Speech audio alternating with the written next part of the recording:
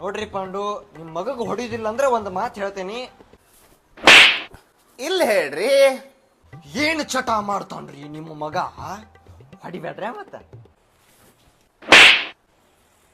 ಯಾವ ಚಟ? ಸಿಗರೇಟ್ ಸೇರ್ತಾನ, ಎಣ್ಣೆ ಹೊಡಿತಾನ, ಇಸ್ಪಿಟ್ ಆಡ್ತಾನ. ಹಿಂಗ್ ಹೇಳೇನಂತ ಹೊಡೆದ್ ಹಿಡಿದಿರಿ ನೀವು.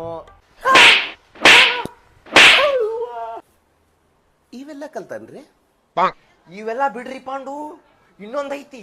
ನೀವು ಹೊಡಿದಿಲ್ಲ ಅಂದ್ರೆ ಹೇಳ್ತೇನೆ.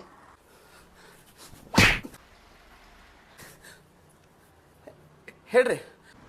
ಮೊನ್ನೆ ಒಂದು ಹುಡುಗಿನ ಕರ್ಕೊಂಡು ಯಾರು ಬಿಡ್ರಿಪ್ಪ, ನೀವು ಹೊಡಿತೀರಿ.